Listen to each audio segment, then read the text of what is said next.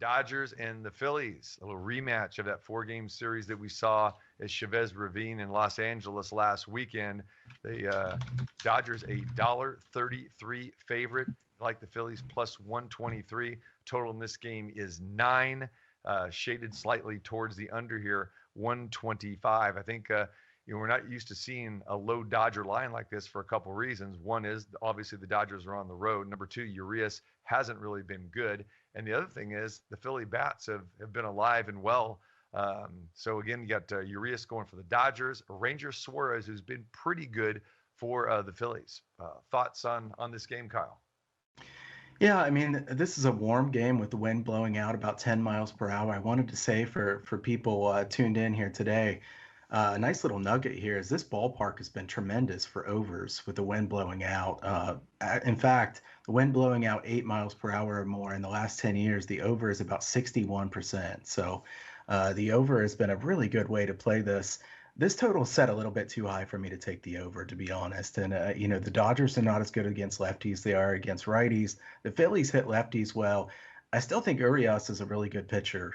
He has a better second half pitcher than first half. If you look at his splits for his career, 3.58 ERA in the first half, 2.34 ERA in the second half, which that's one of the bigger differences you'll see, certainly.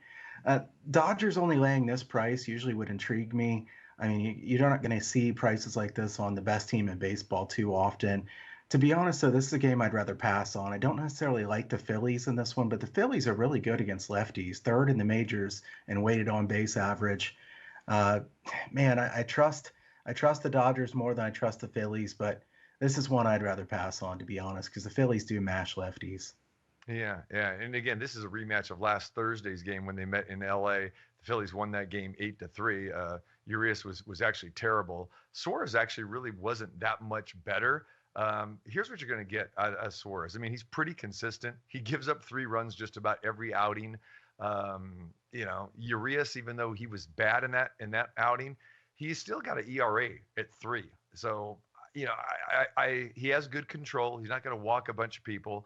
And again, he still has more than a 3-to-1 strikeout to walk ratio. So I'm willing to jump on Urias here, especially at this low price here. The Phillies bats have gone silent too. I mean, they've been shut out 2 of their last 3 games. Let's remember that. And I think the Dodgers got a little bit of a payback, for losing 3 out of 4 games last weekend.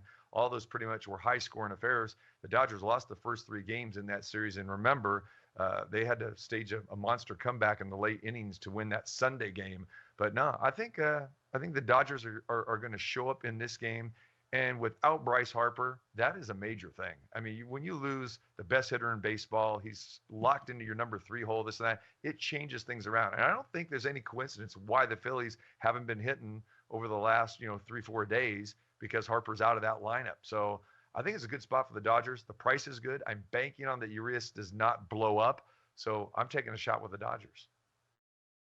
Fair enough. Makes sense. You can lock me in there for that. I'll take the Dodgers at it says 140 here. I think we on the other graphic said 133. So take your pick with that one. So Dodgers and the Phillies later today in Philadelphia, and keep an eye on that total that Kyle talks about as well too.